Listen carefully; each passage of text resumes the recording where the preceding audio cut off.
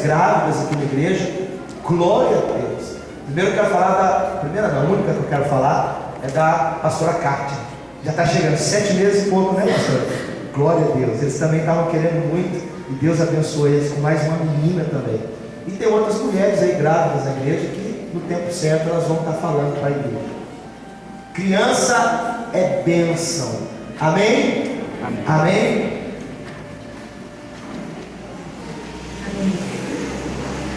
Glória a Deus, a paz, queridos. A paz, amém? Então isso não tem na Bíblia, viu? Isso que o pastor falou do sapatinho não tem na Bíblia. Então tem coisa que Deus fala com a gente que a gente tem que obedecer, né? Eu conversava muito com a pastora Flávia e ela estava muito indecisa. Mas amém. Aí um dia eu estava assim em casa e Deus começou a falar comigo. Falou, olha, a pastora Flávia está indecisa. E eu preciso que você faça isso. E eu falei, amém, Senhor, eu vou obedecer, né? Aí eu fiz um sapatinho. Ele falou, faz um sapatinho. Eu fiz um sapatinho pequenininho assim, desse tamanhozinho. E coloquei um papelzinho dentro para ela fazer o pedido. Do jeitinho que Deus falou comigo, eu fiz, né? E entreguei para ela. Ele falou, vai lá e entrega para ela, né? Problema dela com Deus, né? Eu só obedeci. E deu o que deu, né, gente? Para a glória de Deus. Eu creio assim que Deus, quando Ele fala com a gente tem que aprender. Tem coisas que a gente não entende, né? A gente não sabe nem por que a gente vai fazer aquilo. Mas é melhor obedecer a Deus do que sacrificar. Amém? Eu louvo a Deus. Quem ficou surpreso, mais surpreso foi eu, né? Porque, nossa, meu Deus, coisa mais linda. Amém?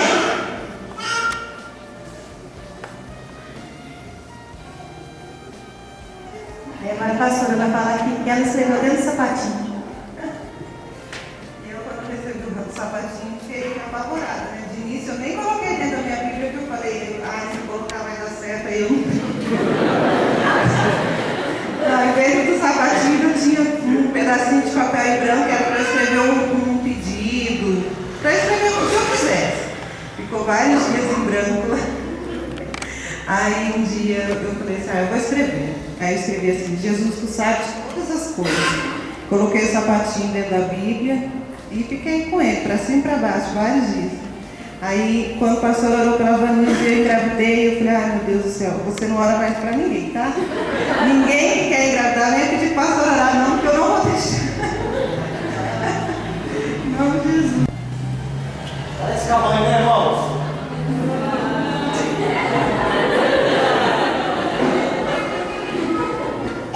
Amém? Já aparece. Nós não batizamos crianças. Por que nós não batizamos crianças? Porque a Bíblia ensina que nós temos que apresentar as crianças. Batismo é para remissão de pecados. É quando a gente tem consciência do que é pecado, sabe o que é pecado, começa a entender o que é pecado. Por isso nós não batizamos crianças. Crianças nós apresentamos, seguindo o exemplo de Cristo, que ao 8º dia ele foi levado ao templo pelos seus pais e foi apresentado a Deus. Amém? Eu peço para a igreja ficar de pé nesse momento, estender as mãos para cá, em nome de Jesus. Estenda suas mãos. Eu quero que você ore, profetize sobre a vida dessa criança também. Amém? Senhor, em nome de Jesus, nós oramos e apresentamos a Sofia diante do Senhor. Ela é sua, Senhor, sempre foi, antes da fundação do mundo. E nós oramos pela vida dela, Senhor. Que o Senhor guarde, que o Senhor livre do mal. Ó Deus, que os caminhos dela, Senhor, estejam, meu Deus, entrelados com os teus caminhos. Que os caminhos dela não sejam os caminhos dela, mas sejam os caminhos do Senhor. Que as vontades dela não sejam as vontades dela, mas sejam as vontades do Senhor. Livra ela, meu Deus, que ela nunca venha se desviar nem para a direita e nem para a esquerda. Que ela venha dar orgulho, Senhor, para os pais, para os avós, para a igreja, para o Senhor. Ela é tua, Senhor. Assim nós oramos e declaramos, ó Deus, essa criança apresentada, abençoada, em nome do Senhor Jesus. E todos digam amém. Graças a Deus.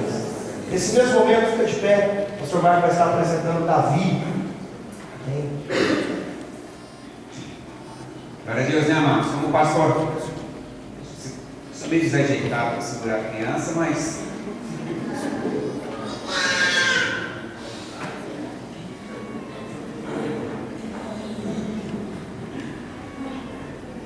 como o pastor Jair disse, nós não batizamos crianças.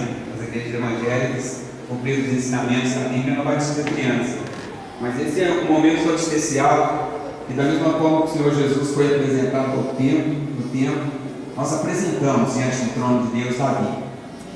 E só pelo nome a gente já vê que é um nome profético, vai ser um vencedor, vai ser um guerreiro, vai ser um pregador da palavra do Senhor.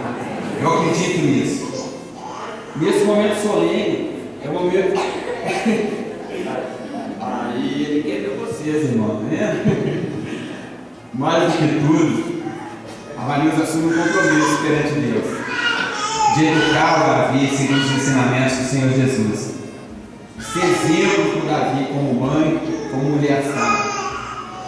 E nós temos certeza que ela, continuando essa caminhada que ela decidiu trilhar, desde o momento que ela aceitou Jesus como único Senhor e Salvador, a gente vai ver. E o Davi vai crescer e vai olhar para ela e vai ver: eu tenho uma serva do Deus vivo dentro da minha casa, que foi exemplo. Amém? Estenda a tua mão, amados. Vamos estar orando para a vida do Davi nesse momento. Senhor Deus, Pai, em nome do teu filho amado, nós apresentamos o Davi diante do teu trono nesse momento, Pai. Clamamos ao Senhor de sabedoria para os pais, Senhor, educar essas crianças segundo os ensinamentos da tua palavra. Nós declaramos, Senhor, que sobre a vida dessa criança não vale encantamento, Senhor. Livra, Pai, essa criança de toda a contaminação do mundo, Senhor. Livra o Davi já, Pai, das más companhias, Pai. E em nome do Senhor Jesus, nós profetizamos, como o pastor Jair disse, a varoa, Senhor, que vai andar lado a lado com o Davi, já está escolhida pelo Senhor. E eles juntos vão poder levar a tua palavra aos quatro cantos dessa cidade. Abençoa, Senhor, fortaleça a vida do Davi a cada dia, em nome do Senhor Jesus.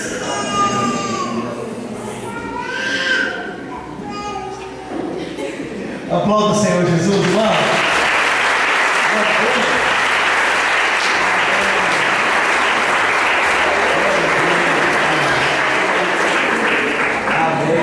Amém. Sente no seu lugar. Preciso que você abra a sua Bíblia agora.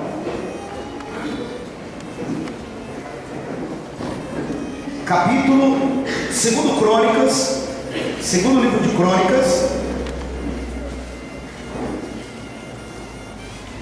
capítulo 33, do livro de Crônicas, segundo Crônicas, para lermos a palavra do Senhor.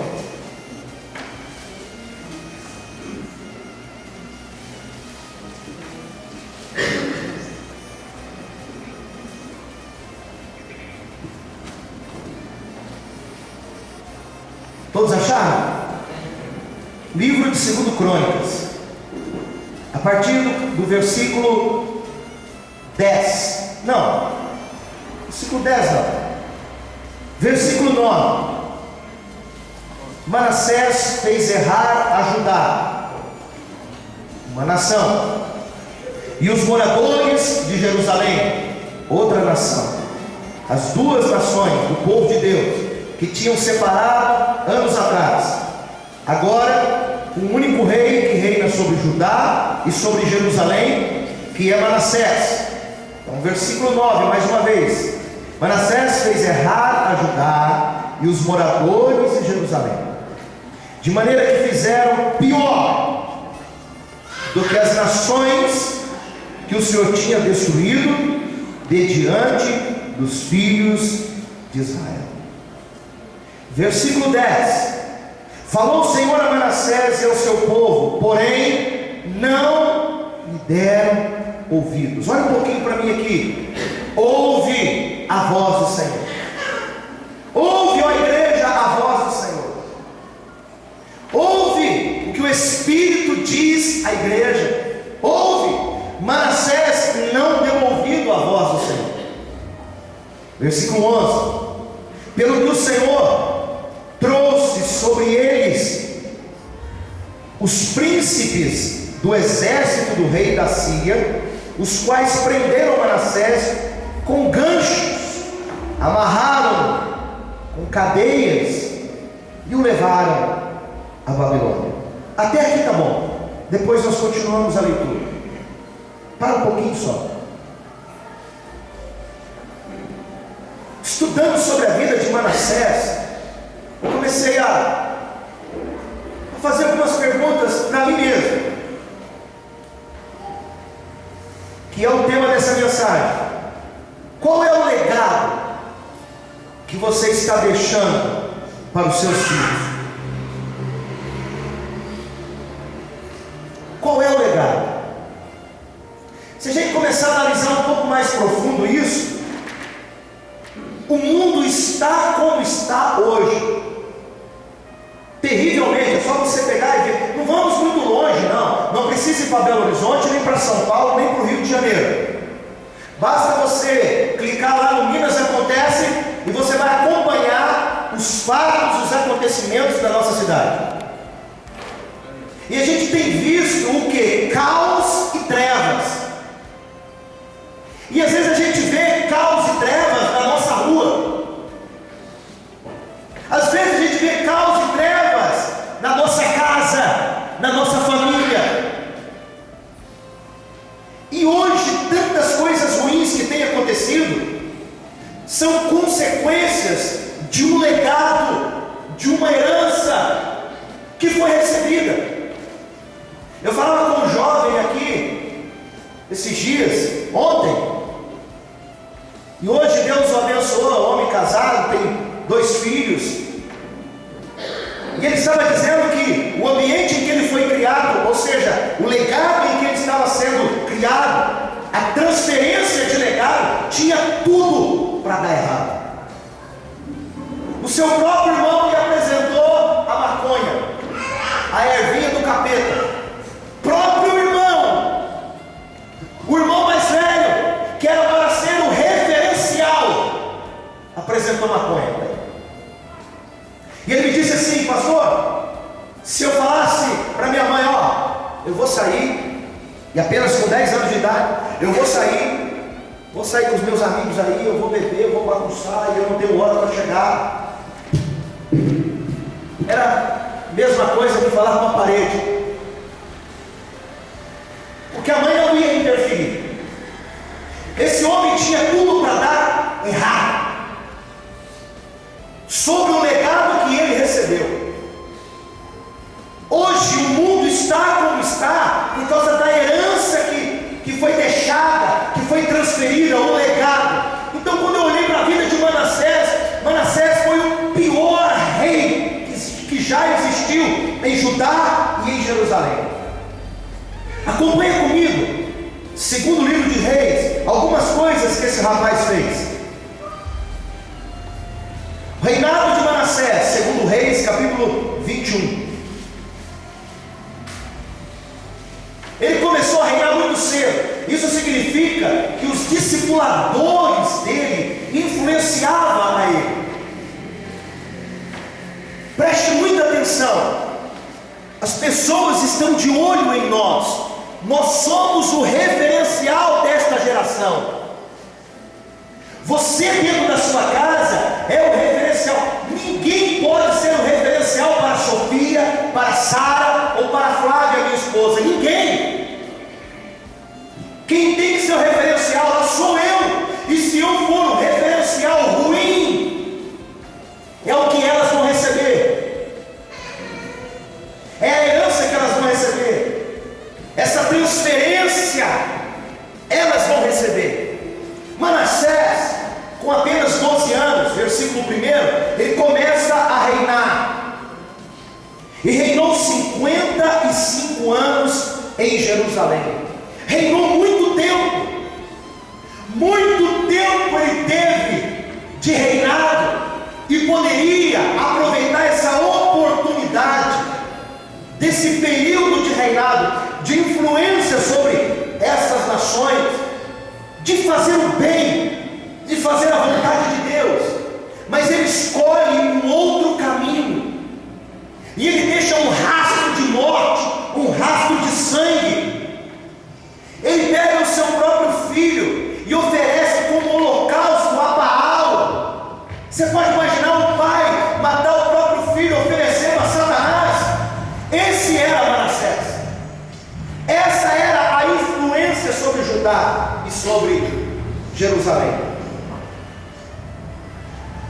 Sua mãe chamava Efizibá, acredito que se pronuncia assim, mas também não faz diferença.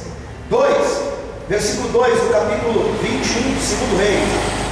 Fez ele o que era mal perante o Senhor, segundo as abominações dos gentios que o Senhor expulsara de suas possessões de diante dos filhos de Israel.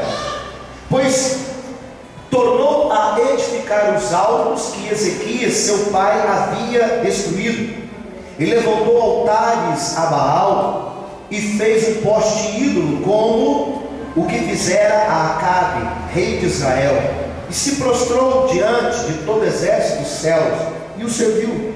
Edificou altares na casa do Senhor, profanação, do qual o Senhor tinha dito: em Jerusalém porei meu nome.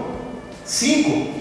Também edificou altares a todo o exército dos céus, nos 2 átrios da casa do Senhor. 6. E queimou o seu filho como sacrifício, adivinhava pelas nuvens, era agoreiro, e tratava com médios e feiticeiros. Prosseguiu em fazer o que era mal perante o Senhor, e para provocar a ira do Senhor.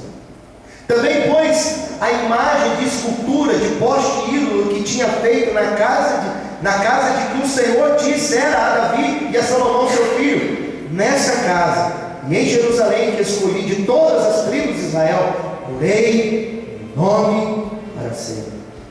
E não farei que os pés de Israel andem errantes na terra que dei aos seus pais, contanto que tenham cuidado de fazer segundo tudo o que lhes tenho mandado, e conforme toda a lei que Moisés, meu servo, me ordenou.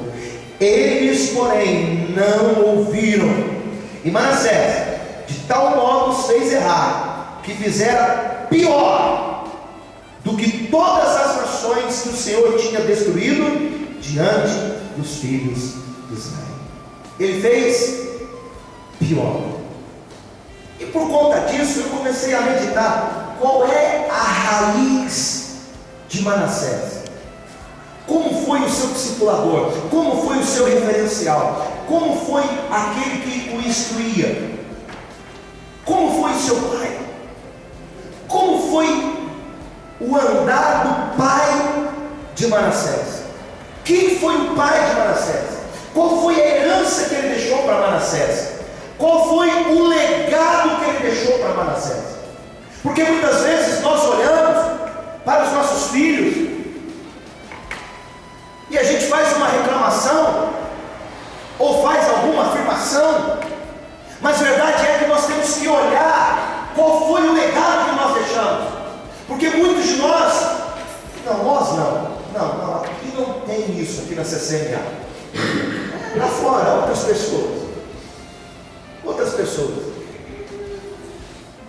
olha para a situação do filho e não assume a responsabilidade de que essa situação se encontra por causa de nós mesmos. Porque quem é o referencial dentro de casa para os nossos filhos? Quem são os referenciais para esta geração? É a política? É o governo? Não. Quem é o referencial nesses dias para esta geração? É a igreja do Senhor Jesus. Mas a igreja do Senhor Jesus tem sido referencial. Antes da igreja do Senhor Jesus ser referencial para uma sociedade, a igreja do Senhor Jesus tem que ser referencial dentro da sua casa. E os vizinhos vão olhar e vão falar: olha, eu quero ser igual a esse homem, eu quero ser igual a essa mulher, eu quero tratar a minha esposa como esse homem trata a sua esposa, eu quero tratar os meus filhos como esse homem, como essa mulher trata os seus filhos. Eu quero esse estilo de vida para a minha vida. Referencial, legado, herança. A herança, a maior fortuna de um homem não está desfrutar dos seus bens. A maior fortuna de um homem é a sua família. A maior fortuna de um homem não é trabalho, trabalho, trabalho, trabalho, e se dedica tanto ao trabalho, e se dedica tão pouco à família. É como um pastor que se dedica tanto à noiva de Cristo. A noiva de Cristo já tem marido. O pastor que se dedica muito à sua igreja e não se dedica nada à sua família. Está errado. Está errado. Os valores estão invertidos, porque nós olhamos com um olhar terreno, com as coisas que são importantes para a terra, da terra. Não pensamos no futuro, não pensamos no legado que nós vamos deixar, porque se está pior hoje, se está ruim hoje, e não há uma dedicação em se melhorar, imagina o que vai acontecer. Porque a gente olha para trás e a gente vê a educação dos nossos pais, e nós não gostávamos porque era uma educação rígida, e a gente olha hoje a maneira como os filhos estão sendo criados, a gente fica horrorizado. Como vi ontem um adolescente na sala de aula provocando a professora. Ele chega ao ponto de passar a mão nas partes íntimas da professora, e a professora não pode fazer nada. As outras crianças estão incentivando e gravaram isso. E ele provoca a professora, esperando que a professora faça qualquer coisa, porque ele entende da lei, que a lei favorece a ele, o menor. Eu não aprovo, mas eu sou do tempo que, quando a gente começava a falar muito da sala de aula, meu amigo, voava o aparelhador, voava mesmo.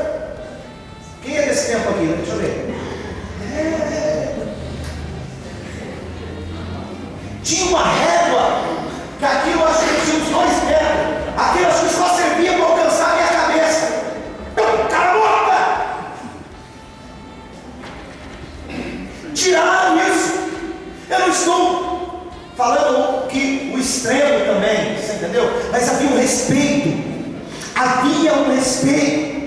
Havia um respeito dentro de casa, havia um respeito. A mulher olhava para o seu marido com respeito, dirigia o marido com respeito. O movimento feminista, por favor, mulheres, eu não sou machista, pelo contrário, o machismo é algo que um homem que não consegue liderar a sua casa, ele impõe a sua liderança através da gritaria, do machismo, da braveza, da arrogância. Eu bato, eu faço. Isso não é homem. Isso não é homem. Homem não faz isso. Homem não precisa gritar. Você lembra? Eu tenho certeza que tem filhos aqui até hoje. O pai parece um banana. Parece. E está aquele suado na casa. Aí o pai levanta. Vamos parar com isso. Não acabou.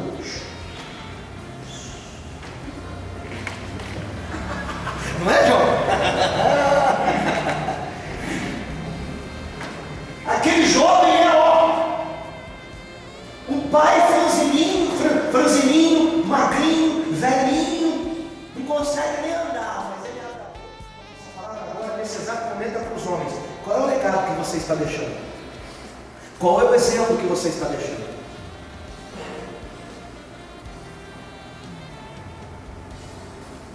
Aí eu fui ver a vida do pai de Manassés. Por que ele foi assim? Acompanha comigo então. Segundo livro de Reis, capítulo 20. Segundo livro de Reis, capítulo 20. Naqueles dias, Ezequias, esse é o pai de Manassés, adoeceu de uma enfermidade mortal. Ele pega essa carta de afronta, ele apresenta a Deus, e quando ele apresenta a Deus, Deus usa de benevolência, e Deus libera um único anjo, e um único anjo visita o arraial do inimigo, e todos eles morrem numa única noite. Olha isso. Assim começa o reinado de Ezequias. No capítulo 19, acompanha aí, no capítulo 19, no versículo 14, a oração do rei Ezequias. Olha o que ele diz: Tendo Ezequias recebido a carta das mãos dos mensageiros, leu-a, então subiu à casa do Senhor. Olha aí, ele apresenta a Deus, estendeu-a perante o Senhor e orou perante o Senhor, dizendo: ó Senhor Deus de Israel, que estás entronizado acima dos querubins, tu somente és o Deus de todos os reinos da terra, tu fizeste os céus e a terra. Inclina, ó Senhor, o ouvido e ouve e abre, Senhor, os olhos e vê. Ouve todas as palavras de Senaqueribe, as quais ele enviou para afrontar o Deus vivo.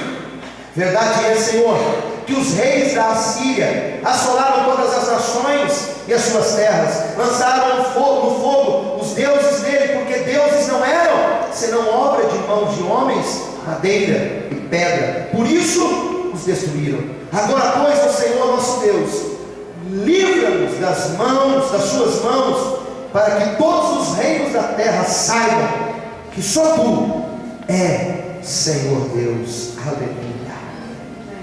Acompanha o versículo 35 agora, do capítulo 19. Então naquela mesma noite saiu o anjo do Senhor e feriu no arraial dos assírios 185.000. Enquanto se levantaram os restantes pela manhã, eis que todos estes eram cadáveres. Retirou-se, pois, Senaqueribe, rei da Síria, e se foi, voltou e ficou em Nínive. Sucedeu que, estando ele a adorar em casa de Nisroque, seu deus, Adrameleque e Zarazer, olha os nomes difíceis aí, seus filhos o feriram a espada e fugiram para a terra de Ararat. Seu filho reinou em seu lugar. Quando nós começamos a ler a história do rei Ezequias, quando ele começou a governar, ele estabelece tudo aquilo que foi destruído. Ele fez o que era bom perante os olhos do Senhor. Ele restaura a Páscoa, ele restaura o altar de adoração, ele tira a idolatria do seu reinado. E diante de tudo isso que ele fez, e essa experiência tremenda que ele teve com Deus, um exército poderosíssimo, que não tinha como o exército de Ezequias vencer esse exército de Senaqueribe, impossível. E ele ora a Deus, e Deus intervém, e ele não precisa levantar uma espada. Experiência tremenda. Ele tem uma outra experiência. Tudo isso de bom que ele fez serve como um artifício na sua oração, quando Deus estabelece que ele iria morrer. E ele usa de todos esses artifícios. Ele diz: Senhor, tu sabes o quanto eu andei perante o Senhor. Olha que coragem. Tu sabes que eu andei reto perante o Senhor. Eu não quero morrer. Então Deus ouve essa oração, e o profeta está caminhando, e o Senhor fala para o profeta: volta lá, fala para ele que em 3 dias essa enfermidade vai sair do corpo dele. E agora nós vamos ler capítulo 20, versículo 6. Acrescentarei aos seus dias 15 anos, e das mãos do rei da Síria te livrarei, a ti e esta cidade, e defenderei esta cidade por amor de mim e por amor de Davi, meu servo. Amém. Olha um pouquinho para mim. Nós estamos tendo uma oportunidade maravilhosa, que é viver.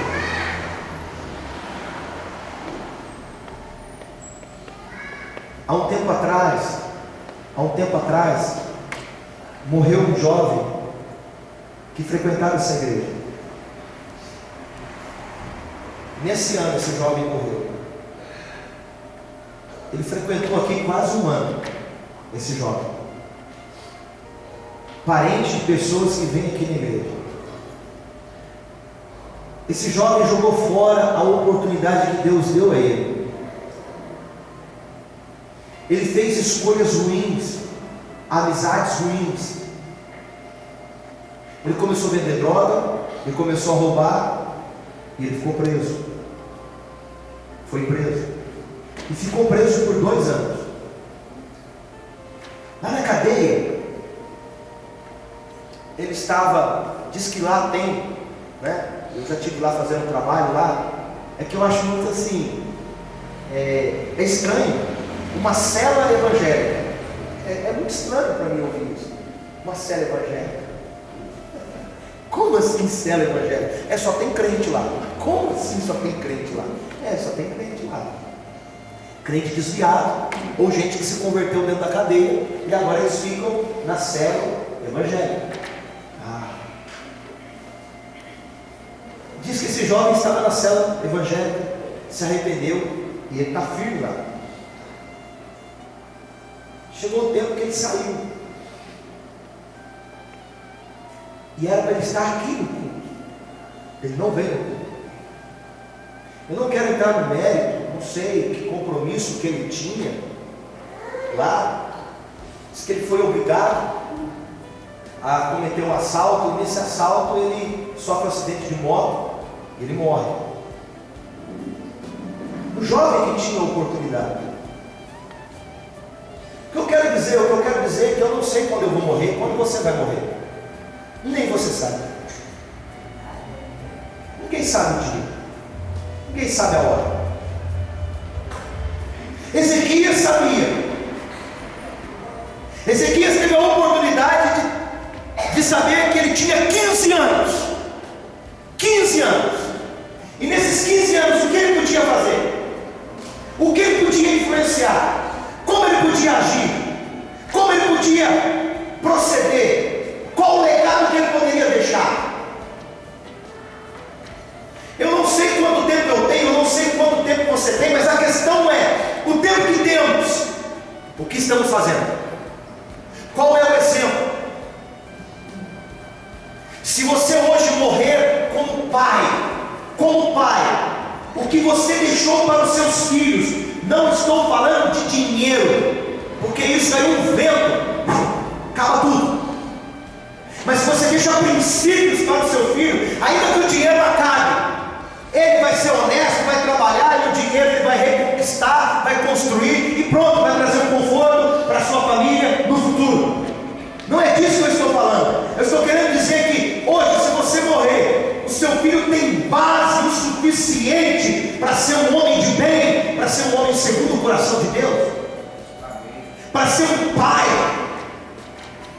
E você, mãe, como que você está preparando a sua filha? Desculpa, mas eu tenho que falar. Não importa o quanto você estuda, não importa o quanto você trabalha, você tem que aprender a cozinhar, mulher. Não importa o quanto você é inteligente, você tem que aprender a cozinhar.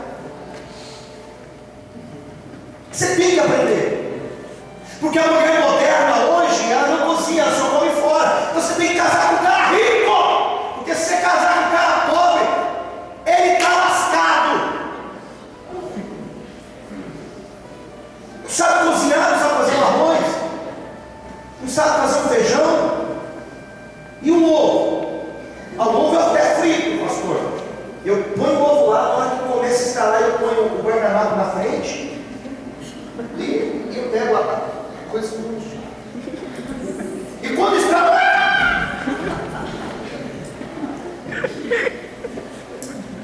E o bife? Aí eu ponho, mas você temperou? Tem que temperar. Tem que temperar. É a mãe que tem que ensinar.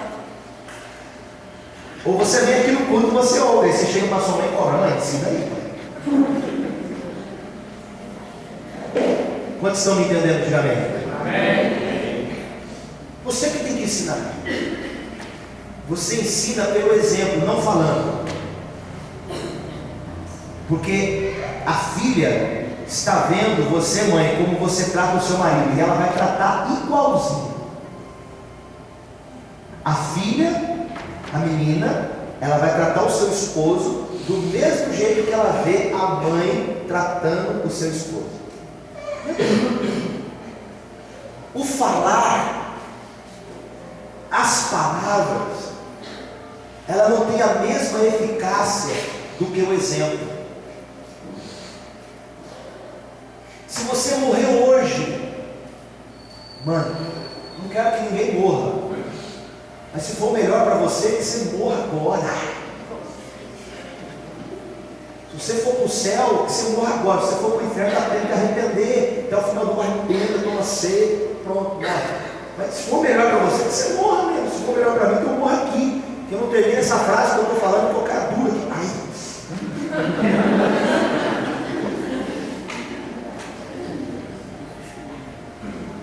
Mas que o melhor aconteça. Mas se você morrer hoje, como que vai ficar a sua filha? Ela tem estrutura para ser uma boa mãe, para ser uma boa esposa? Quantos estão me entendendo? O que você está fazendo da sua vida, jovem? Aproveite o tempo da tua mocidade. Aproveita o tempo da sua mocidade.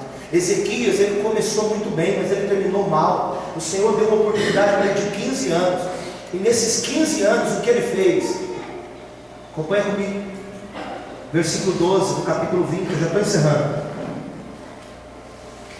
Nesse tempo, Baladã, filho de Baladã, rei da Babilônia, enviou cartas e um presente a Ezequias, porque soube que estivera doente. Ezequias se agradou dos mensageiros e lhes mostrou toda a casa do seu tesouro, a prata, o ouro, as especiarias, os óleos finos, o seu arsenal e tudo quanto se achava nos seus tesouros. Nenhuma coisa houve, nem em sua casa, nem em todo o seu domínio, que Ezequias não lhes mostrasse. Olha um pouquinho para mim. Ezequias abriu o seu coração para quem não deveria abrir o seu coração. Deus deu uma oportunidade para o rei Ezequias. Ezequias usa dessa oportunidade para fazer algo louco, trazendo para a nossa realidade. Quantos de nós passamos por momentos difíceis porque nós abrimos os nossos tesouros para quem não deveria abrir? Abrimos a nossa vida para quem não deveria abrir. Fazemos loucuras que não deveríamos fazer. Quantos de nós estamos colhendo um fruto amargo, azedo, por consequência de erros? Quantos não aproveitaram a bênção e escolheram a maldição? O Senhor Deus diz: eis que coloco diante de vós a bênção e a maldição. Escolhe, pois, a bênção e vivereis. Não escolhe a maldição, porque morrereis. E quantos? E Deus está mostrando, e Deus está falando, e nós não estamos dando ouvido como Manassés não dava ouvido. Nós não fazemos coisas absurdas como Manassés fez, de sacrificar o filho, de acender, queimar incenso para ídolos, poste ídolos, nada disso. Mas quantas vezes nós colocamos outras coisas na frente de Deus? Isso é idolatria. Tudo que se coloca no lugar de Deus é idolatria. Abraão colocou Isaac no lugar de Deus, idolatria. Abraão começou a idolatrar o seu filho Isaac. Quantos idolatram coisas, pessoas, trabalho, faculdade, cidade, carro, ministério, relacionamento? Idolatra. Ezequias estava tão cheio de si que ele abre para a embaixada da Babilônia e ele mostra tudo. Ele mostra tudo. Vem cá, entra aqui, mostra. Mostrou toda a sua intimidade, mostrou toda a sua fraqueza, mostrou tudo para as pessoas que não deveriam mostrar. Porque por causa disso, esse foi o legado que ele deixou. Ele não deixou um exemplo para o seu filho. Ele ficou preocupado em mostrar o seu reino para os outros. Muitos estão preocupados em ter realizações pessoais e está perdendo os seus filhos para esta geração. Está perdendo os seus filhos para essa geração que não respeita os mais velhos, que não respeita a autoridade constituída por Deus. Quantos estão me entendendo, Amém? Nós precisamos respeitar mais os mais velhos. Nós precisamos respeitar as autoridades constituídas por Deus. Nós precisamos respeitar mais, sabe o que, irmãos? até as outras igrejas, porque às vezes nós achamos que nós somos, descobrimos a roda, e porque a gente tem um conceito e a gente vive desse conceito, e a gente começa a apontar o dedo no conceito de vivência que os outros estão vivendo. Cada um, vamos seguir a Cristo, e pronto, acabou. Amém. Só um amém lá? Amém. Amém? Porque a gente começa criticando os outros, depois a gente começa criticando nós mesmos, aí criticamos uns aos outros, criticamos como é que o nosso pai conduz as coisas, como é que a nossa mãe conduz as coisas. Se fosse eu, se eu fosse meu pai, se eu fosse o senhor, se eu fosse a senhora, se eu isso. Quantos me entendem, gente? Qual é o legado que você está deixando? Qual é o exemplo que você está deixando? Seus filhos não podem ser criados pela igreja local. Seus filhos não podem ser criados, educados pela sociedade moderna que nós vivemos. Seus filhos não podem ser educados pela malhação, nem pelas novelas globais.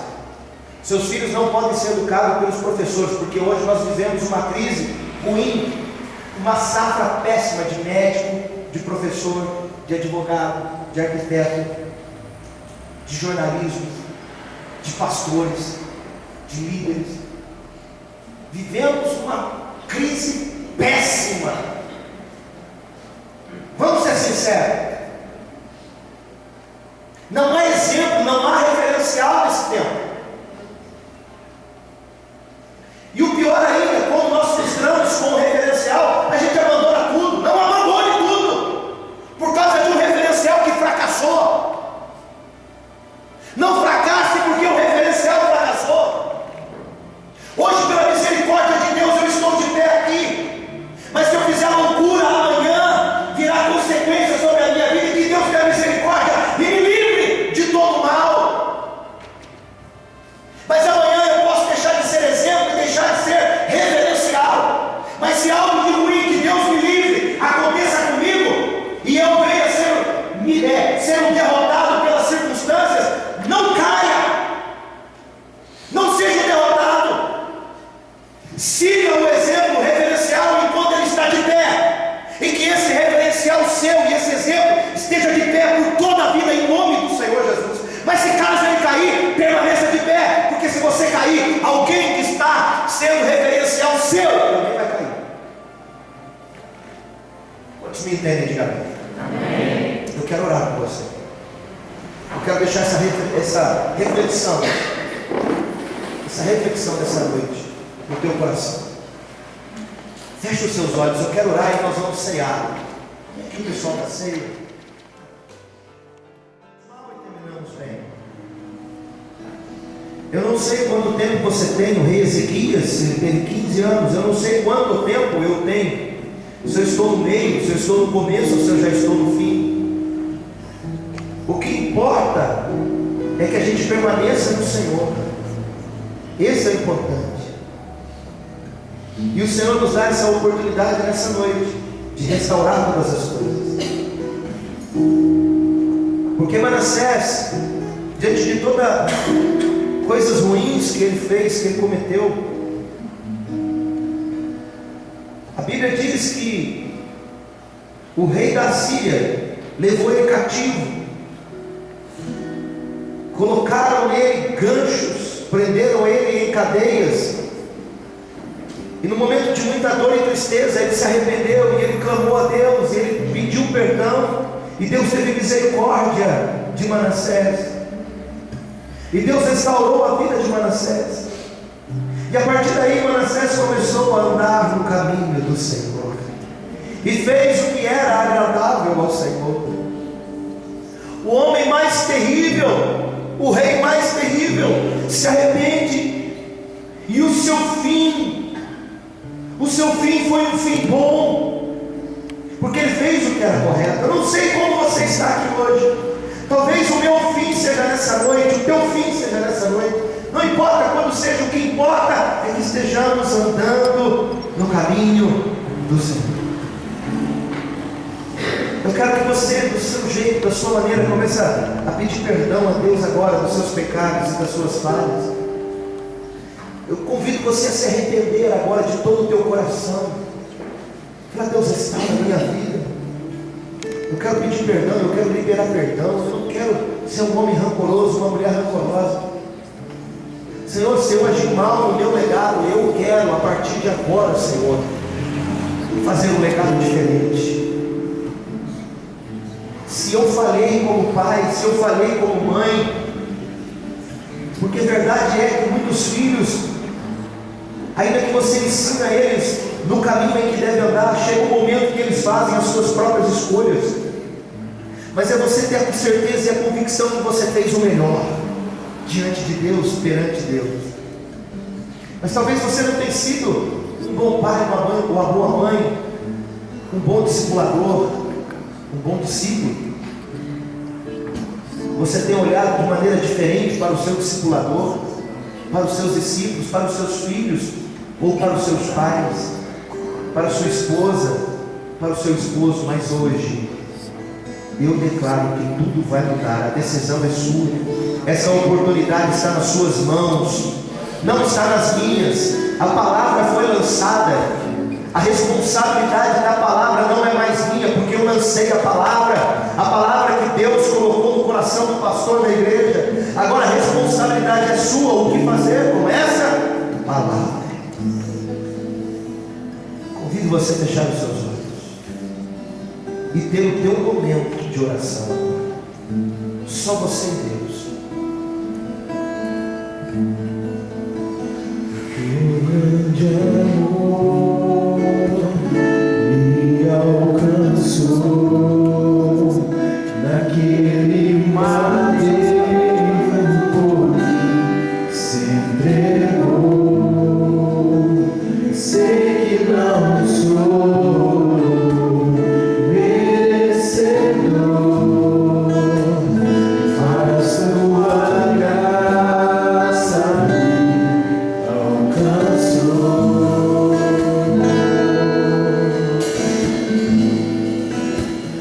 Teu grande amor, Senhor, nós oramos e consagramos a Deus esses elementos agora. Ó Deus, que não seja mais uma ceia, que não seja mais um ritual, que não seja, Senhor, mais algo que a nossa vida está condicionada, que não seja mais uma rotina, mas que seja um momento de adoração, de libertação, de entendimento, de trazer a memória do que o Senhor fez por nós na cruz. Em nome do Senhor Jesus. Em nome do Senhor Jesus. És meu Senhor, poderoso Deus, traz minha vida, eu te dou.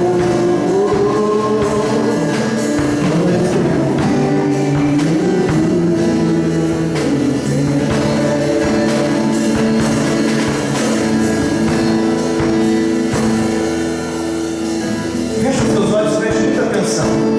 Há muito tempo tem pessoas que têm tomado a ceia de forma indevida. A Bíblia diz assim: examine-se, pois, o homem a si mesmo, e coma do pão e beba do cálice. Com seus olhos fechados.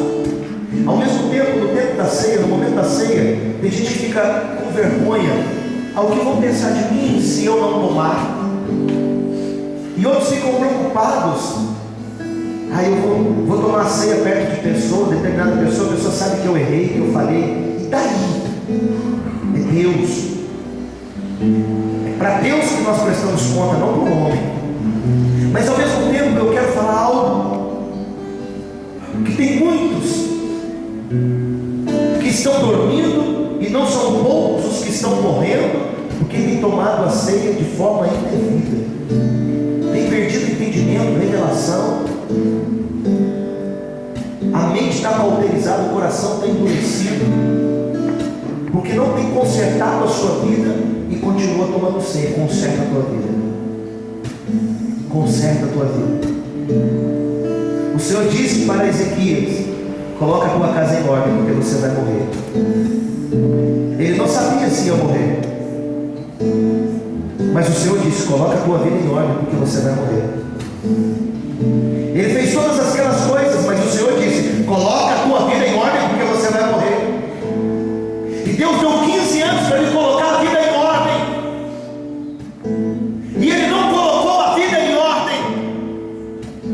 Deus tem te dado tempo e oportunidade para colocar a tua vida em ordem. Coloca a tua vida em ordem. Muitas coisas não têm acontecido porque você não tem colocado a tua vida em ordem.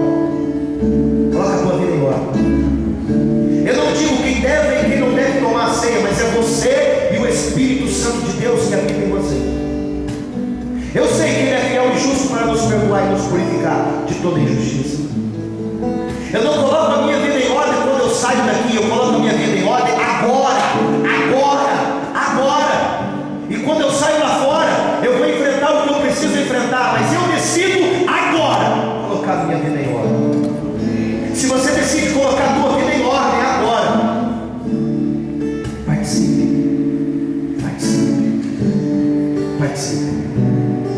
Nós não estamos aqui para constranger ninguém. Nós estamos aqui para servir ao Senhor. Não é para ninguém ficar constrangido, mas para facilitar. Quando nós servimos a ceia, nós pedimos para que você que vai cear, você que vai participar, fique de pé, para que nós possamos servir. Fica de pé no seu lugar. Os irmãos podem servir a ceia, em nome de Jesus. Se você não vai tomar, não fique constrangido não. É você e Deus. É você e Deus. É melhor entrar no céu faltando um olho, uma perna, do que entrar no inferno com os dois pés, com as duas pernas, com os dois olhos. Aleluia. Tu és o Senhor, meu Salvador. Tu és meu Senhor, poderoso Deus. A minha vida eu te dou.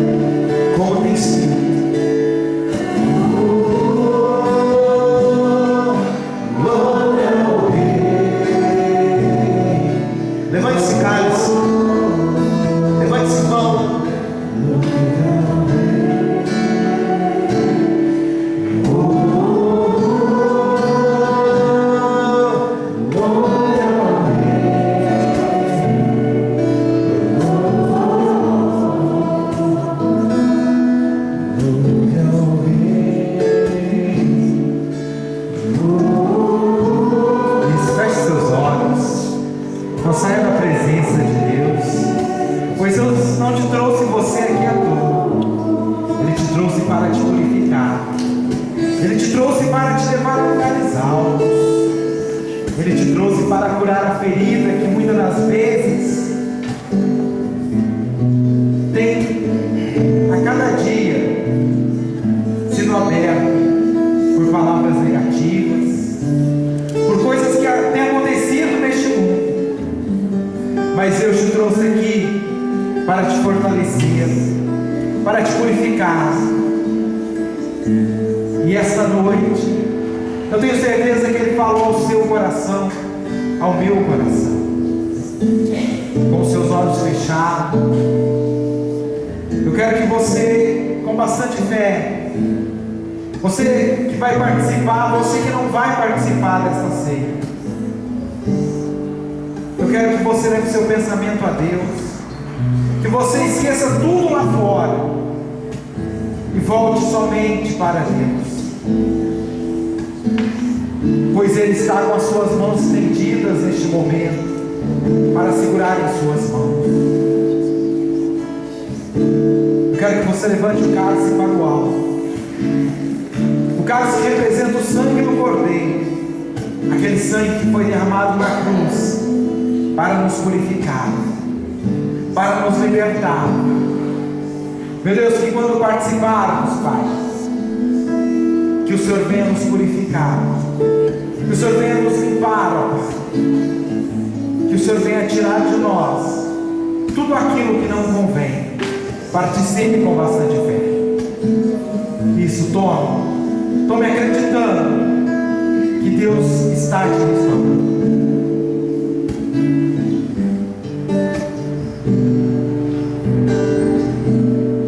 Pai, nós apresentamos a Ti, Senhor, o pão que representa o Teu corpo, aquele corpo que foi crucificado no madeiro, mas que ao terceiro dia ressuscitou, aquele corpo que levou sobre si as nossas dores e as nossas enfermidades, nos deixando assim livre de todo e qualquer tipo de enfermidade. Ah, Pai, consagre novamente, que quando participarmos, Pai, do Teu corpo, que o Senhor possa estar tirando de nós, meu Pai, todo tipo de enfermidade, todo tipo de vírus, bactérias, seja o que for, Senhor, que queira se alojar em nossas vidas, mas que através do Teu corpo o Senhor venha nos purificar, o Senhor venha limpar o nosso corpo. Meu Pai, nós consagramos em nome do Deus Pai, do Deus Filho e do Deus Espírito Santo. Participe com bastante fé.